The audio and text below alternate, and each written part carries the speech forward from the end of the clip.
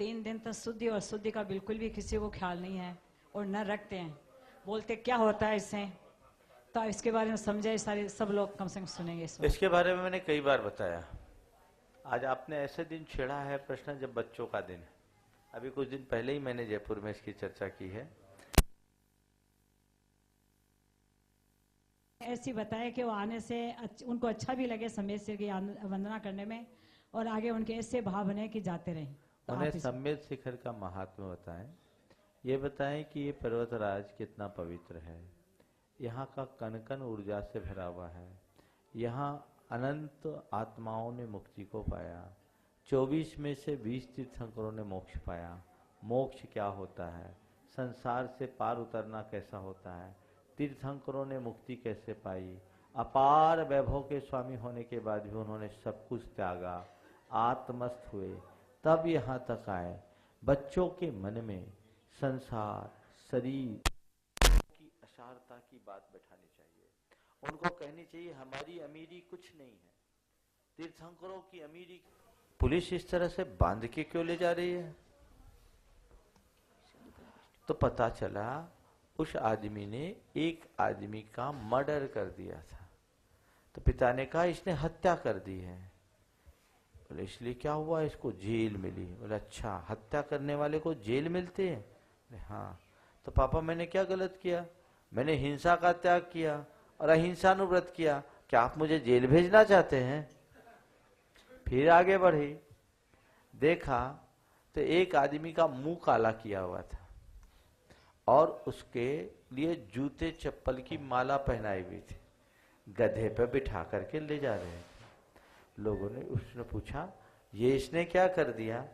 तो बोला इस आदमी ने झूठ बोला है, दूसरों की संपत्ति को हड़पा है और चोरी की, इसलिए इसका मुंह काला करके गधे पे बिठा के ले जा रहे हैं। बोले पापा चोरी करना और झूठ बोलना तो बुरा काम है। हाँ बेटे, झूठ नहीं बोलना, चोरी नहीं करना। बोले पापा यही तो हमने कहा है, हमने सत्यानुव्रत लिया है और अचौर्यानुव्रत लिया है। फिर आगे गए तो देखा एक युवक को कुछ लोग पीटते हुए जा रहे थे। पूछा पापा इसे क्यों पीट रहे हैं? तो बोले इस लड़के ने एक लड़की के साथ बदतमीजी की, छेड़खानी की, इसलिए इसे लोग पीट रहे हैं। बोले ये छेड़खानी बदतमीजी गलत बात है। हाँ बेटे कभी नहीं करना, अपनी सील और संयम की मर्यादा बना के रखना चाहिए। तो कहा पापा मैंने गलत क्या किया? मैंने भी तो ब्रह्मचर्यानुव्रत लिया है, फिर आप मुझे क्यों टोकते हैं? फिर देखा एक आदमी की हालत एकदम फटेहाल हो गई थी। बोले देखा ये आदमी तो एकदम जर्जर जैसा लग रहा है, एकदम दुखी जैसा लग रहा है, ऐसा क्यों है? बोला ये आदमी बहुत पैसा जोड़ा और पैसा जोड़ने के बाद इसके यहाँ रेड हो गई तो ये एकदम चिंतातुर हो गया, डिप्रेशन में आ गया। बोले अच्छा, पैसा जोड़ने के बाद व्यक्ति डिप्रेशन में भी आ जाता है? हाँ, ज्यादा पैसा जोड़ने में डिप्रेशन में आ जाता है, अगर खो जाए तो, उसको संभाल ना पाए तो। बोले बस पापा मैंने भी तो यही कहा है, तो मैंने क्या गलत किया? उसने जो समझा सो समझा, उसके पापा को भी समझ में आ गई कि 5 अनुव्रत को धारण करने वाले सभी सुखों को प्राप्त करते हैं। समझ गए? चलिए आगे बच्चे, उधर हाँ पहले से तैयार रहना। एक इधर दे दो माइक, एक माइक इधर, एक माइक इधर दो। मेरा प्रश्न ये माइक इधर दो। हाँ इधर वाला इधर जाएगा। भगवान की पूजा किस क्रम से करनी चाहिए? सिद्ध परमेष्ठी की पूजा, सिद्ध परमेष्ठी की पूजा जैसे पूजा करते हैं, आह्वान, स्थापन, सन्निधिकरण, पूजन, विसर्जन, ऐसे ही। चलिए आगे। हाँ इसके बाद ये बच्ची, हाँ बोलो, खड़े हो जाओ, अपना नाम बोलो। हाँ मैं निष्ठा जयपुर हूँ। महाराज जी हम कभी भी नंगे पैर चल भी नहीं पाते हैं, लेकिन आज हमने नंगे पैर चल के पूरे रथ को इतनी देर तक खींच लिया, ये कैसे? बस सब समझ लो तुम्हारे भीतर कितनी शक्ति है, सब कुछ कर सकते हो। समझ गया? चलो आगे। अब माइक पीछे भी भेज दो, पीछे पीछे भेजो, एक दूसरे को ट्रांसफर करो, पीछे जाएगा। हाँ पीछे के बच्चों के लिए। हाँ बोलो। नमस्ते महाराज जी, मेरा नाम देवांश जैन है, मैं अलवर से आया हूँ। मेरा प्रश्न ये है कि जब तीर्थंकर बालक का जन्म होता है तो सौधर्मेंद्र उनके अंगूठे में अमृत भर देते हैं। जब वे बड़े होते हैं तो स्वर्गों से उनका आहार आता है। हाँ। और उनके कपड़े भी आते हैं। जब वे दीक्षा ले लेते हैं तो वो गृहस्थ के घर पे आहार लेते हैं, तो हाँ। जब वे गृहस्थ अवस्था में होते हैं तो वे अपने घर पे ही भोजन क्यों नहीं करते? बहुत अच्छी बात। देखो, इस पर एक शोध लेख मैंने पढ़ा। तीर्थंकरों के वस्त्र और भोजन दोनों स्वर्ग से आता है। क्यों आता है? तो एक बहुत गंभीर बात पर मेरा ध्यान गया, ध्यान आकृष्ट कराया डॉक्टर नीलम जैन ने। जैसे पुराने माया संस्कृति के अध्ययन करने के क्रम में मैंने देखा तो उनके जो वस्त्र थे वो अलग तरह के, जैसे अंतरिक्ष मानव के वस्त्र होते हैं ना वैसे। तो अंतरिक्ष में जाना होता है तो उसमें अलग प्रकार के कपड़े पहने जाते हैं, क्योंकि उसमें हमारी बॉडी की एनर्जी का फ्लो बढ़ जाता है, तो ये बॉडी एब्जॉर्ब नहीं कर पाती, तो उस तरीके के कपड़े पहनते हैं। तो तीर्थंकर जो होते हैं, भैया बाहर की शोर को कम करना, अभी थोड़ी देर बाद ये भीतर बाहर हो जाएगा, शांति रखो। तो उनके शरीर में ऊर्जा बहुत ज्यादा रहती, समझ गए? उस ऊर्जा का दुष्प्रभाव लोगों पर न पड़े। यहाँ के कपड़े से वो ऊर्जा नहीं झेली जा सकती, तो शायद इसलिए स्वर्ग के कपड़े आते होंगे। और यहाँ का भोजन उनके लिए कुछ काम का ही नहीं है। जो अमृत को पचाने की शक्ति रखते हैं वो क्या करेंगे? तो उनके लिए स्वर्ग के भोजन आते हैं। अब सवाल दूसरा हो गया कि मुनि बनने के बाद फिर उनको कैसे हो गया? कपड़े के बिना फिर तो शौक लगना चाहिए जहां वो जाए, और भोजन सामान्य के साथ। तो इसका ये कारण हो सकता है कि जब वो मुनि बन जाते हैं तो मुनि बनने के बाद वो साधना में लग जाते हैं, और साधना में लग जाने के कारण, समझ गए, उनकी ऊर्जा कन्वर्ट हो जाती है, समझ गए? जैसे बिजली को डायरेक्ट छुओगे करंट लगेगी, है ना? लेकिन बिजली से जब मोटर चलती है तो मोटर को छूने से करंट लगती है क्या? नहीं। तो विद्युत जब ऊर्जा में परिवर्तित हो जाती है तो करंट नहीं देती। तो उन्होंने जब तक वो गृहस्थावस्था में है, अभी साधना नहीं है, उनकी कोई विशेष तपस्या नहीं, और गृहस्थावस्था पार करने के बाद जब वो साधना में आ जाते हैं तो अपनी ऊर्जा को यूटिलाइज करना शुरू कर देते हैं। तो शायद इसलिए उनको सामान्य भोजन से काम चल जाता है, और बिना वस्त्र के भी वो रह सकते हैं। जो भी हो, ये बहुत शोध का विषय। नमस्ते। चलिए, हाँ हाँ, वो बच्चा पूछेगा, बोलो। नमोस्तु महाराज जी, इधर, हाँ, मेरा इधर नाम एक दो को और दे दो। जैन है। हाँ, मेरा प्रश्न ये है कि नमोकार मंत्र जब बोलते हैं तब मन में क्या विचार आने चाहिए? नमोकार मंत्र बोलते समय मन में यही विचार आना चाहिए कि नमो अरिहंतानम, अरहंतों को नमस्कार हो। नमो सिद्धानम, सिद्धों को नमस्कार हो। नमो आयरियानम, आचार्यों को नमस्कार हो। नमो उपाध्यायनम, उपाध्यायों को नमस्कार हो। और नमो लोए सब शाहुनम, लोक के सब साधुओं को नमस्कार हो। ये तो उसका अर्थ है। भाव ये होना चाहिए, मैं ऐसे महामंत्र को पढ़ रहा हूं जिस मंत्र में अमोघ शक्ति है, समझ गए?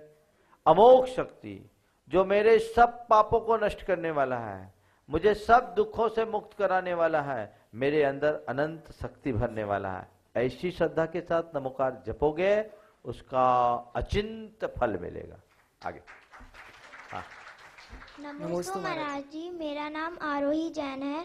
मेरा ये प्रश्न है कि हम लोग किसी और धर्म की आरती सुनते हैं तो हमारे मन में भी वही आरती आने लग जाती है, तो क्या पाप लगता है? देखो, आरती कोई भी करो, भगवान का ध्यान करो बीतराग स्वरूप का, तो पाप नहीं लगेगा।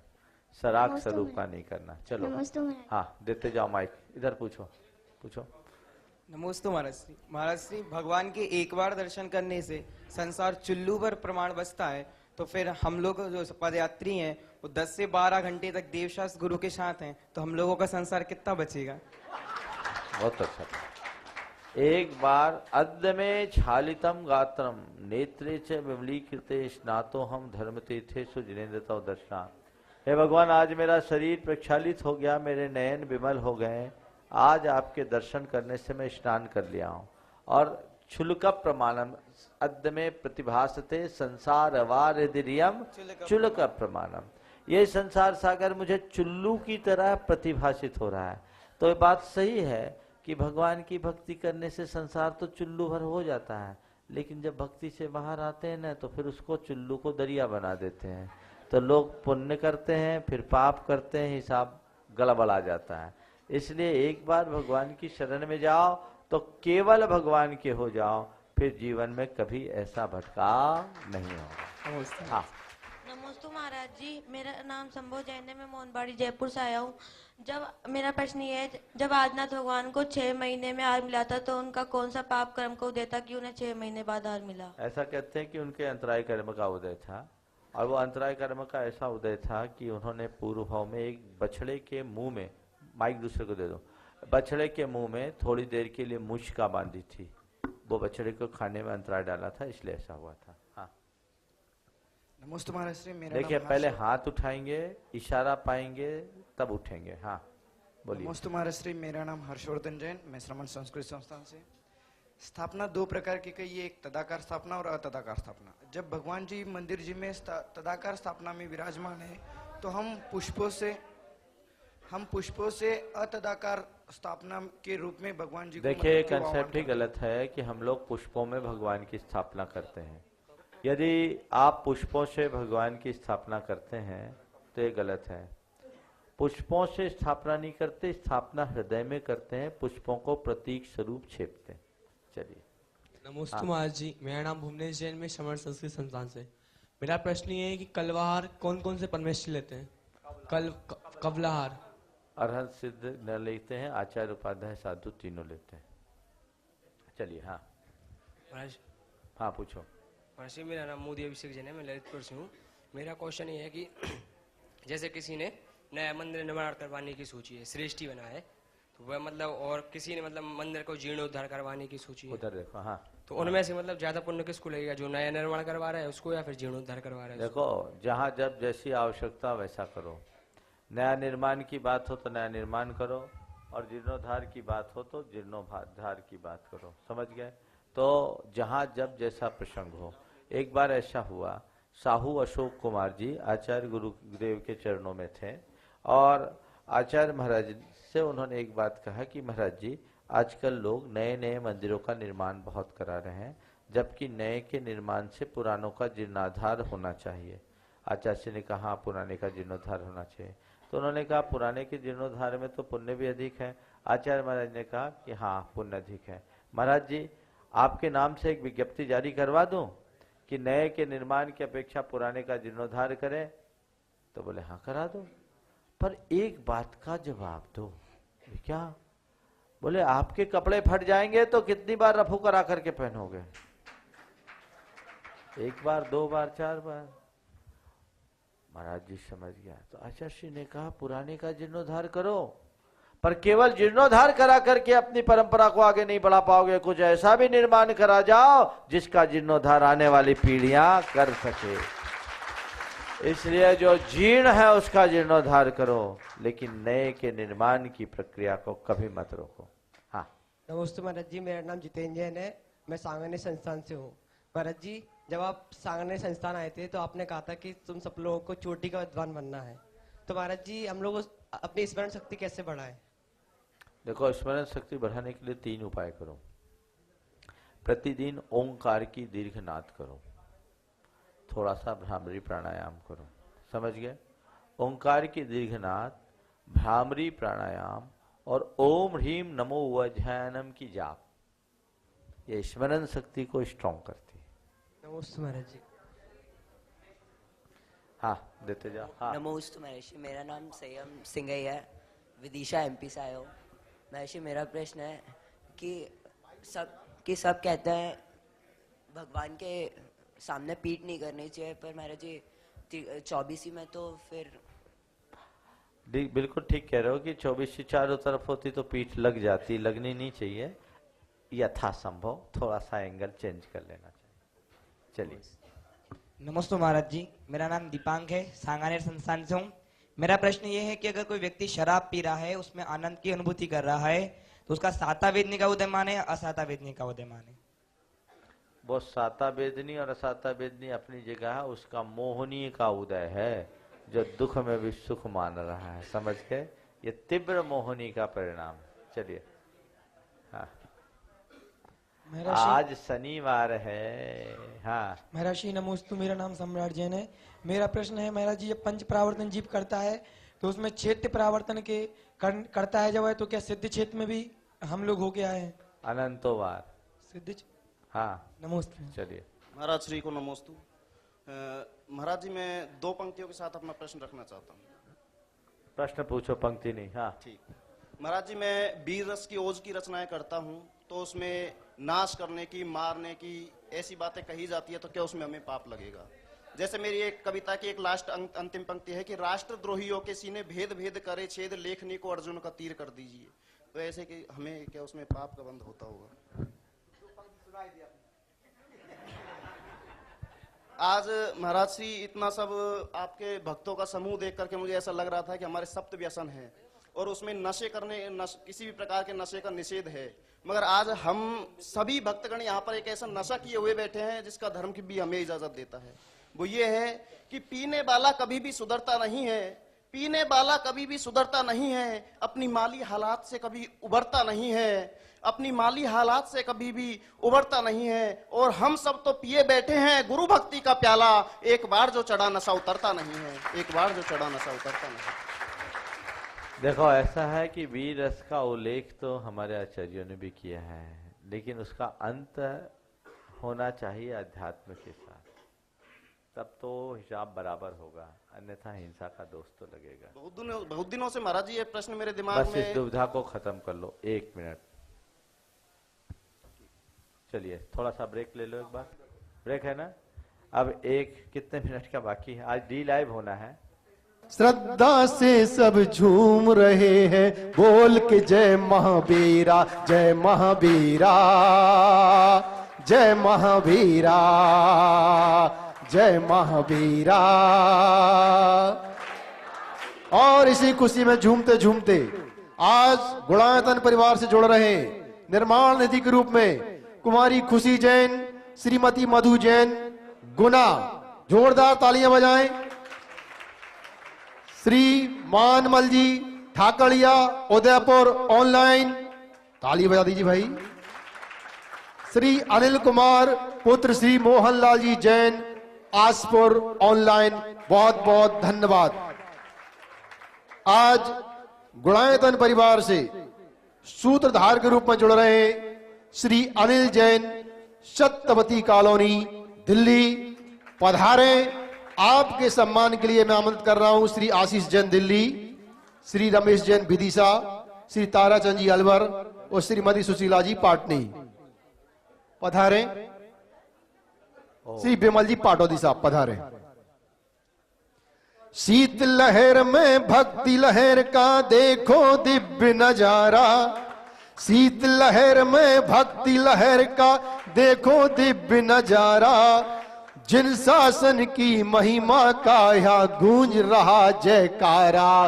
महावीरा, महावीरा, महावीरा, महावीरा। चलें पहले प्रश्न के साथ श्रीमान एन के सेठी साहब पधारे। नमस्ते महाराज जी, मेरा कोई प्रश्न नहीं है, मैं तो गदगद हूँ आज ये देखते हुए।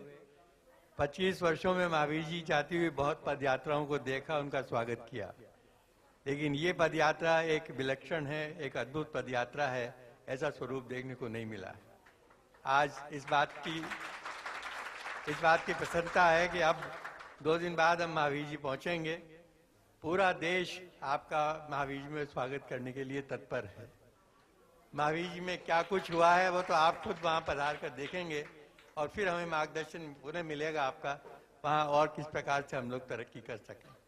आपका अग्रिम रूप में महावीर जी पधारने में हम सब स्वागत कर रहे हैं, अभिनंदन कर रहे हैं। आप महावीर जी में स्वागत करने के लिए आतुर है और हम महावीर जी के दर्शन को आतुर। ये आतुरता दोनों ओर से बढ़ती जाए, दूरी कम हो जाए। श्रीमान राजेंद्र के गोदा साहब यात्रा के मुख्य समन्वयक हैं, चतुर्मास के भी आप मुख्य समन्वयक थे।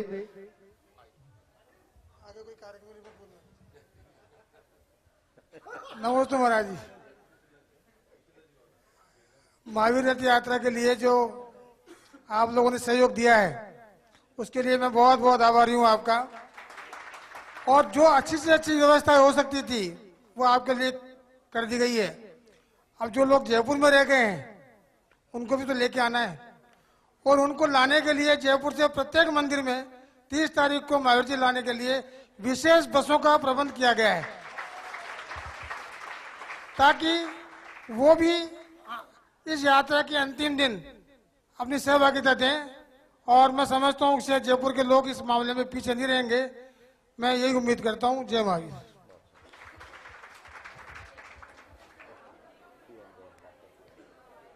आज हमारे मध्य डॉक्टर PN जैन MD हैं, आप पधारें अपनी प्रश्न और श्रद्धा के साथ।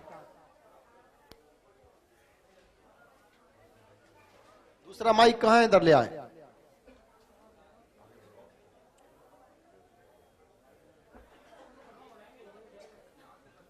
महाराज जी को नमस्ते। हाँ। ओ महाराज जी, हमें ये आपने बताया कि पूजा और अभिषेक तो साधन मात्र हैं, आपको अपने जीवन को पवित्र बनाना है, उसी से आपको पुण्य मिलेगा। और दूसरी तरफ हम जब वितराग तीर्थंकर के दर्शन करते हैं तो आप बताते हैं कि असंख्यात कर्मों की निर्जरा तुरंत हो जाती है, तो इसके ऊपर कुछ देखिए, भगवान के दर्शन से कर्मों की निर्जरा होती है, इसमें कोई संशय नहीं, बल्कि गृहस्थों के लिए कर्म निर्जरा का ये श्रेष्ठ उपाय है। पर ये क्यों होती? केवल दर्शन करने से नहीं, दर्शन से जब हृदय में विशुद्धि उत्पन्न होती है तो वो हमारी पवित्रता है। सामान्य पवित्र क्रियाएं करने से, अच्छी क्रियाएं करने से पुण्य की प्राप्ति होती है और पुण्य जीवन को पवित्र बनाता है। लेकिन भगवान की पूजा भक्ति करने से केवल पुण्य की प्राप्ति नहीं होती, अपितु हमारे पापों का प्रक्षालन भी होता है। तो अपने जीवन में केवल पुण्योपार्जन करना है तो आप मानव सेवा करें, और पाप पुण्य से ऊपर उठना है तो जिन उपासना करें। जन सेवा और जिन सेवा ये हमारी संस्कृति के अंग है। जब आप बाहर हैं जन सेवा करें, भीतर आए जिन सेवा, और जिन सेवा से जिनोपासना से निजोपासना तक पहुंचे। ऐसे डॉक्टर साहब का मैं परिचय आप सबको देना चाहूंगा। डॉक्टर साहब थोड़ा सामने आ जाओ। ये डॉक्टर PN जैन है, मैं इनको पिछले 10 सालों से जानता हूं, और ये कैंसर के विशेषज्ञ है। टाटा मेमोरियल मुंबई में अपनी सेवा दे रहे हैं, और इनकी विशेषता है जमीन से जुड़े हुए इतने बड़े डॉक्टर हैं। जब कभी कोई समाज का व्यक्ति इनके पास जाता है, उसके लिए अपने स्तर पर ये जो सेवा कर सकते हैं सब करते हैं। खासकर समाज के किसी गरीब व्यक्ति के लिए तो इनका मन बहुत उदारता से जुड़ा रहता है। आज हमारे बीच ऐसे व्यक्ति हैं, समाज का को इनका परिचय जरूर होना चाहिए, मेरा आशीर्वाद। हाँ, यह बॉम्बे है, केवल दर्शन के निमित्त आए हैं। टाटा मेमोरियल मुंबई में। हाँ, श्रीमती सुनीता जी जैन ग्वालियर। आइए जल्दी, दोनों एक साथ आ जाओ। एक प्रश्न पूछना। Doctor BK Jain. Doctor BK Jain साहब भी साथ में जाए। नमस्ते महाराज जी।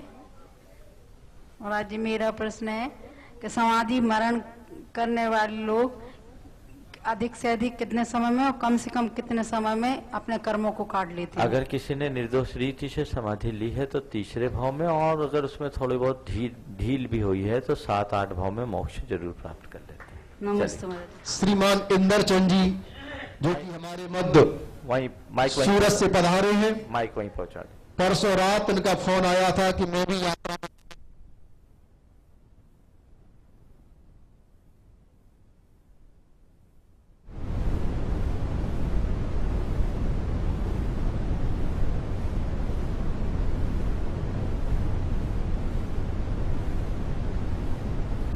कि चलो।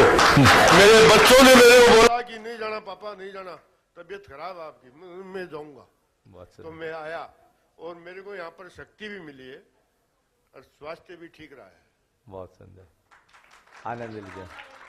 चलिए चलो, अब जिन बच्चों को प्रश्न करना है वो प्रश्न करेंगे, लेकिन उससे पूर्व आज बच्चों के लिए एक बहुत अच्छा संदेश मनन फोलिया लेकर के आए हैं। मनन भाई, आप अपनी बात कहो। आज शनिवार के दिन बच्चों को इस पर बहुत गंभीरता से विचार करने की आवश्यकता है।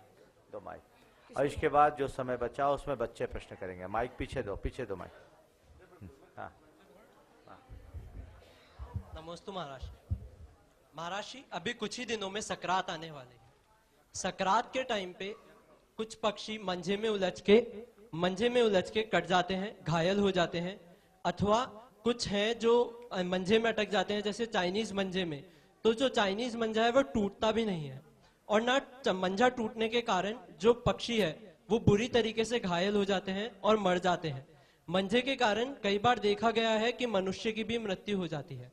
तो अभी जैसे सकरात आने वाली है, तो आप बच्चों को संदेश दें कि सकरात पे क्या करें क्या ना करें, ताकि ज्यादा से ज्यादा जीव की। देखिए, ये मनन जैन और इसके साथ के कई साथी, एक संस्था है, क्या नाम है तुम्हारा? रक्षा। इसके नाम से एक संस्था चलाते हैं और ये घायल पक्षियों की सेवा करते हैं, पशुओं की सेवा करते हैं। बहुत अनुकरणीय कार्य है। और इसने मुझे बताया कि जिन दिनों पतंग उड़ाने का समय होता है उन दिनों हजारों पक्षी ऐसे होते हैं जो फड़फड़ा करके गिरते हैं आपके पतंग की डोर से टकराकर। तुम्हारी पतंग किसी के प्राण हत्या का कारण बने, ये कतई उचित नहीं। और इन्होंने पाया कि इसमें खासकर जो चाइनीज मंजा है उसका इस्तेमाल करने से पक्षी ज़्यादा घायल होते हैं। उसमें उन्होंने जो तस्वीर दी है, इसमें मोर, उल्लू, चील, गिद्ध, बाज, कबूतर जैसे प्राणी। कबूतर तो प्राय बचते नहीं, क्योंकि कबूतर के शरीर में मात्र 15 ml खून होता है। तो ये पंचेंद्रीय जीव की हिंसा का कारण। आप जागरूक हो, खुद जागरूक हो, औरों को जगाएं। अपनी शौक के पीछे किसी की हत्या कतई उचित नहीं है, इसलिए हत्या और पाप का कार्य जीवन में कभी न करें। जितने बच्चे इस कार्यक्रम को देख रहे हैं इस बात का ध्यान रखें। इन्होंने खासकर ये बताया कि सुबह 6 बजे से 8 बजे तक और शाम को 5 से 7 बजे तक पक्षियों के आवागमन का ज्यादा मुख्य समय होता है। कम से कम उस समय तो पतंगबाजी बिल्कुल ही न करें और चाइनीज मांजे का इस्तेमाल बिल्कुल न करें। आज मुझे किसी ने पेपर दिखाया, उसमें पढ़ा तो नहीं मैंने, लेकिन हेडलाइन पर मेरी नजर गई कि चाइनीज मंजा जब्त हुआ। शायद सरकार ने भी उस पर जो चाइनीज मंजा है वो बैन हो चुका है, पर उसके बाद भी लोग उसको इस्तेमाल कर रहे हैं। बिल्कुल नहीं होना चाहिए, जीव हिंसा का कारण है। और ऐसी हत्या माने एक धर्म ध्वंसक और पर्यावरण को बिगाड़ने वाला पापकारी, जीवन के लिए नरक पहुंचाने वाला कार्य है। आज जितने बच्चे इस कार्यक्रम से जुड़े हैं खुद इसे समझे, औरों को भी इससे प्रेरित करें तथा प्राणियों की रक्षा के लिए आगे बढ़े। जियो और जीने दो के अनुगूंज को आगे बढ़ाएं। चलिए बाकी बच्चे प्रश्न पूछेंगे। नमस्ते महाराज जी, मेरा नाम प्रतीक जैन, मैं अजमेर से आया हूँ। मेरा प्रश्न है कि क्या नरक और स्वर्ग में जीव पुण्य और पाप भी करता है? नरक में पुण्य, नरक और स्वर्ग में जहाँ तक है तो नरक में तो पाप ही करता है। पुण्य करने की संयोग बहुत कम बनते हैं, लेकिन स्वर्ग में जीव पुण्य भी करता है, पाप भी करता है। जिनको पूछना है उठ के खड़े हो जाए। हाँ, माइक पीछे दे दो जिनको पूछना है। नमस्ते महाराज जी, मेरा नाम कैरन जैन है, मैं त्रिवेणी नगर जयपुर से आई हूँ। मेरा प्रश्न ये है कि गुणायतन शब्द का क्या अर्थ है? गुणायतन का मतलब है गुणों का आयतन। आयतन यानी घर, मंदिर, ऐसा मंदिर जहाँ मनुष्य को उसके गुणों के बारे में बताया जा सके और वह मनुष्य अपना गुणात्मक परिवर्तन कर सके। नमस्ते महाराज जी, मेरा प्रश्न यह है कि जैसे जब कोई व्यक्ति मृत्यु के निकट होता है तो परिवार वाले उसे छुल्ली का या आरी का दीक्षा दिलाने की कोशिश करते हैं और वो ले नहीं सकता, तो इसमें उन्हें पुण्य मिलेगा या नहीं? देखो, मरते मरते प्राण अटकते हैं और उन्हें दीक्षा दे देना, ये दीक्षा का मखौल है। दीक्षा तब ही देनी चाहिए जब कम से कम दीक्षा के बाद व्यक्ति एक बार चर्या करने में समर्थ हो। अगर समर्थ ना हो तो चर्या करे या ना करे, लेकिन उसकी शरीर की स्थिति ऐसी होनी चाहिए कि वो एक बार चर्या करने में समर्थ हो, वही दीक्षा का पात्र है।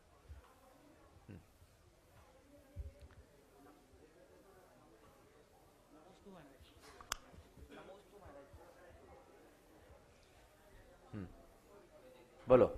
नमोस्तु महाराज जी, मेरी जिज्ञासा है, हम सब लोगों को ऐसे कौन से काम करने चाहिए जिससे सतिशय पुण्य कर्म का बंध हो, और क्या सतिशय पुण्य कर्म का बंध सम्यक दृष्टि जीव ही करता है? सातिशय पुण्य का बंध, सम्यक दृष्टि सातिशय पुण्य का ही बंध करता है।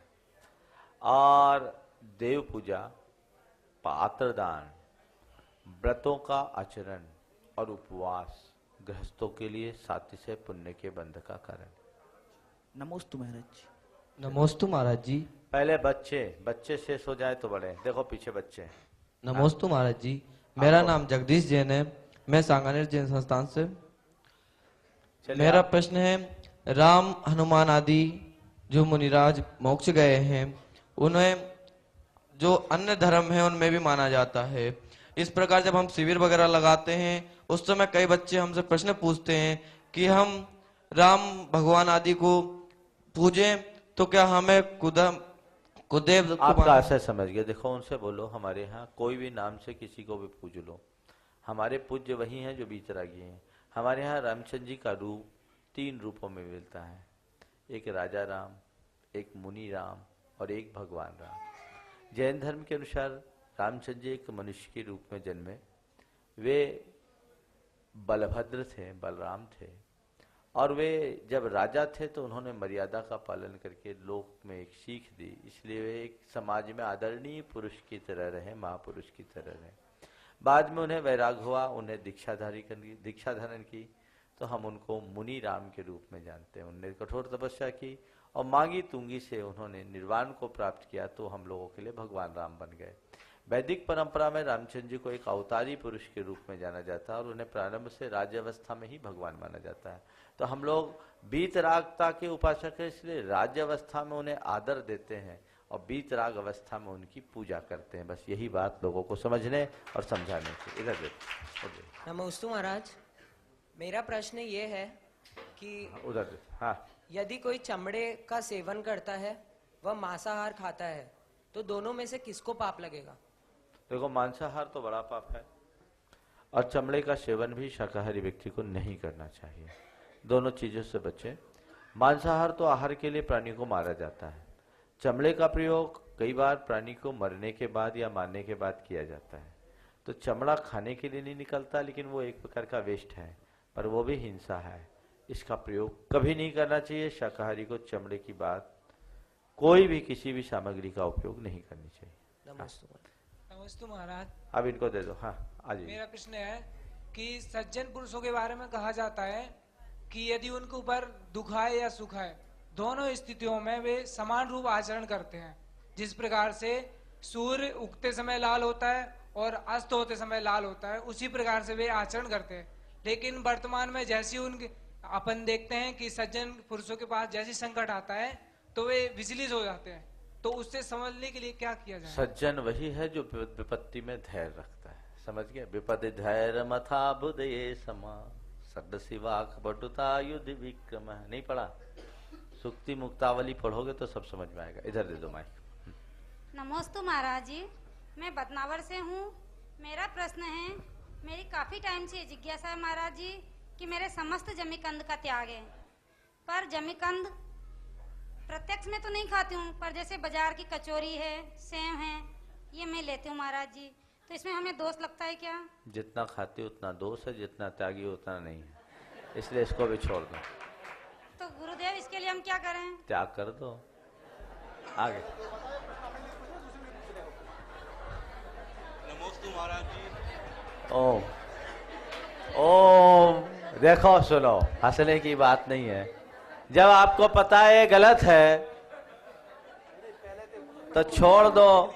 और ये और बताओ, ये खुद के लिए पूछी कि दूसरों के लिए पूछी?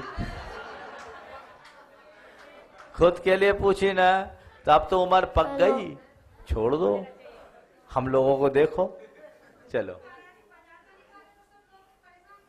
तो कचौली नहीं खाओगी, बाकी चीजें खा लो ना। चलो। नमस्ते महाराज जी, मैं आलोक जैन बापूनगर जयपुर से। ओम। हाँ, आलोक जैन जयपुर बापूनगर से आया हूं मैं। मेरा प्रश्न यह है,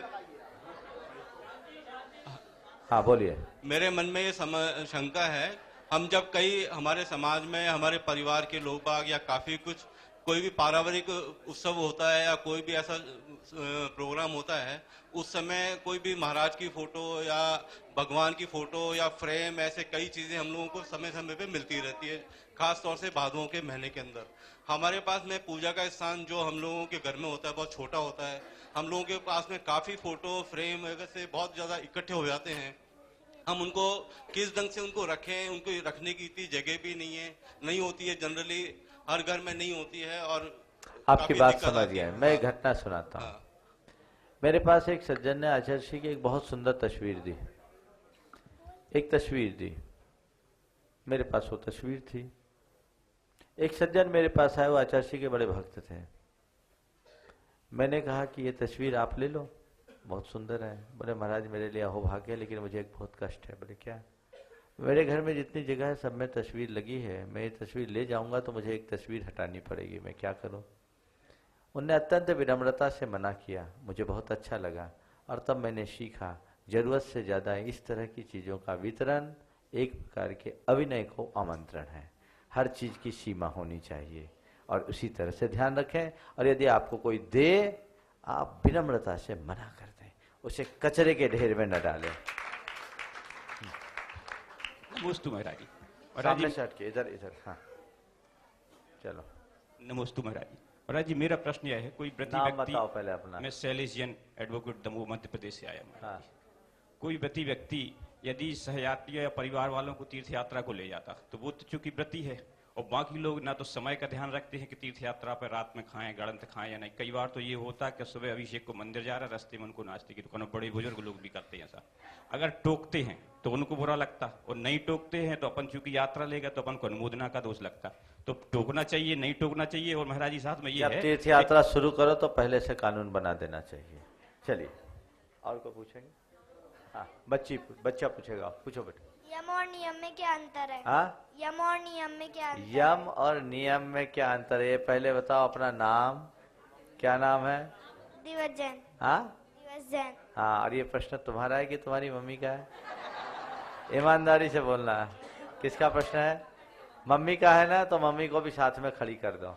हाँ चलिए। यम जो नियम हम लोग जीवन भर के लिए लेते हैं उसको बोलते हैं यम, और जो एक टाइम लिमिट के लिए लेते हैं उसको बोलते हैं नियम।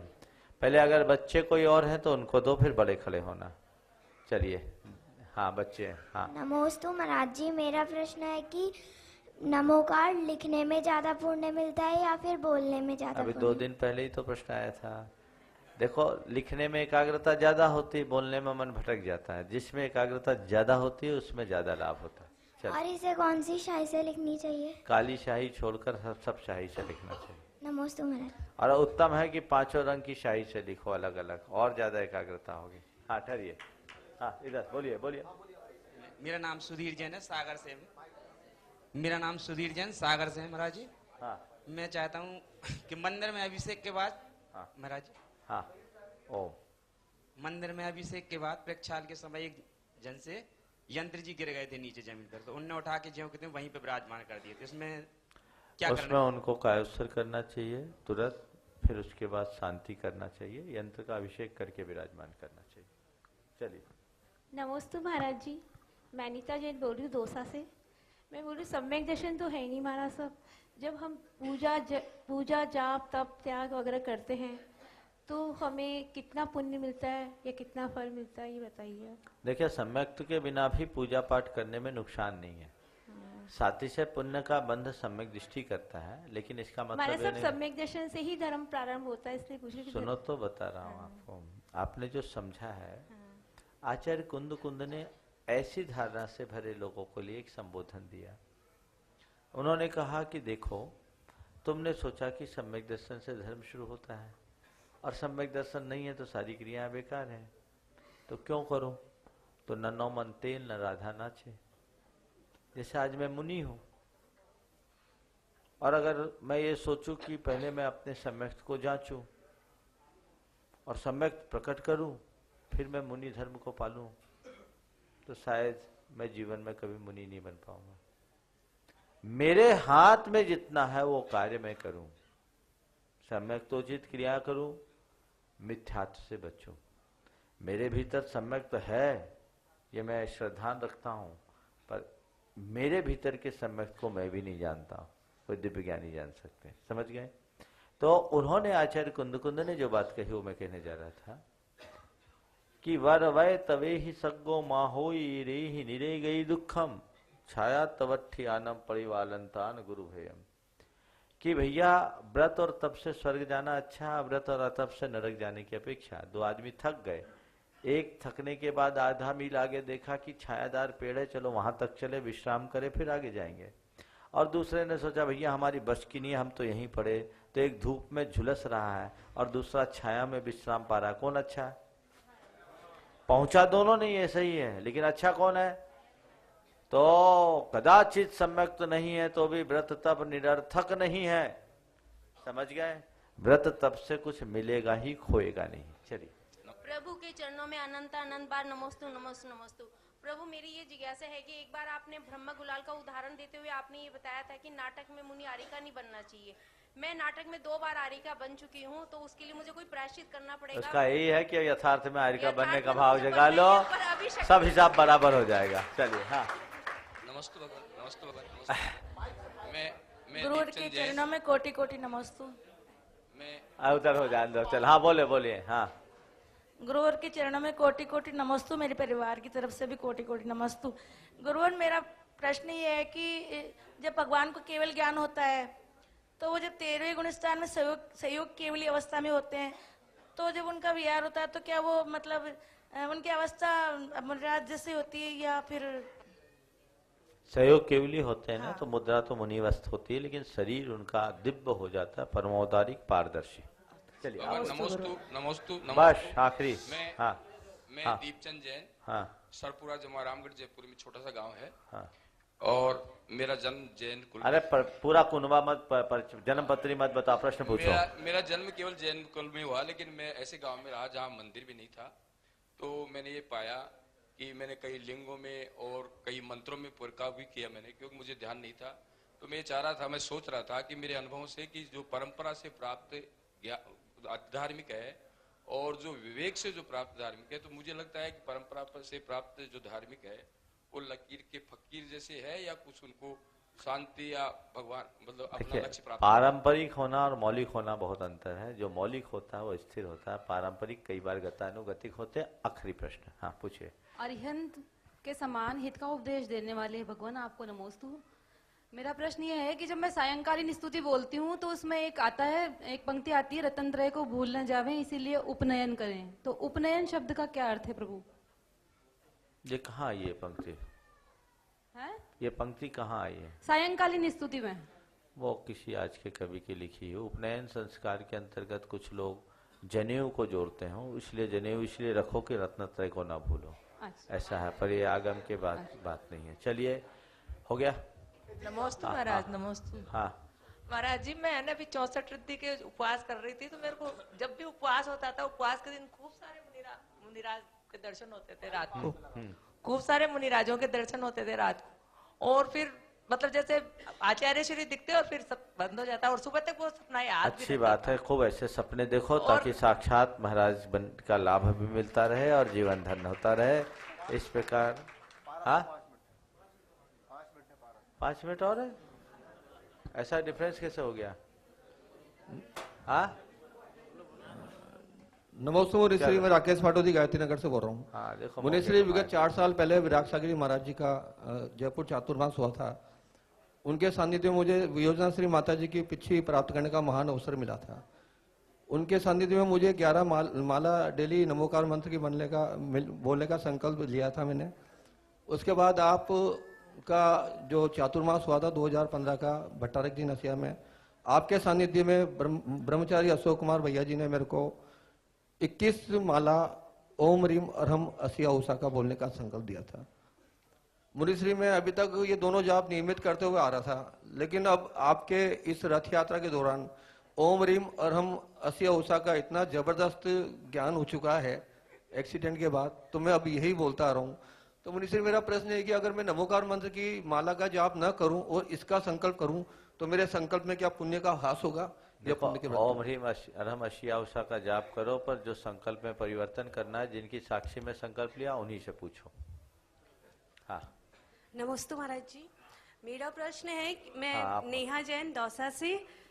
हमारे यहाँ एक प्राचीन पुराना मंदिर है, वहाँ मूर्तियाँ हैं जो सिंहासन में विराजमान नहीं है, तो हम लोग उसमें सिंहासन में विराजमान करना चाहते, तो उसकी शुद्धि के लिए क्या करें? किसी प्रतिष्ठाचार्य से संपर्क करें। और महाराज जी यदि उनके कलश करते हैं तो उन बोला मूर्ति- ना, प्रतिष्ठाचार्य से संपर्क करो, वो जो सा बताए वैसा करो। ठीक है, नमस्ते महाराज श्री। वही बताएंगे देख के। हाँ चलिए। नमस्ते महाराज श्री, मेरा नाम अनंतवती जैन है, जगतपुरा जयपुर से आई हूँ। मेरा प्रश्न है, जब सिद्ध चक्र महामंडल विधान किया था तो उसमें 128 जब अर्घ चढ़ाए थे तो आपने 108 पापों के बारे में समझाया था। तो उसमें आपने बताया था कि मन में संभ्रम समारंभ आरंभ की क्रिया होती है, वो सबकॉन्शियस माइंड से जा करके पहले संभ्रम स्टार्ट होता है, तो इसमें वचन और कायिक के अंदर वो कैसे घटित होगा? अब अभी इसके बताने के लिए अवकाश नहीं है, उस दिन मैंने बताया था, फिर बताऊंगा। इस प्रकार परम पूज्य गुरुदेव के चरणों में नमन अर्पित करते हुए आज के सत्र को यहीं विराम। बोलिए परम पूज्य आचार्य गुरुवर श्री विद्यासागर।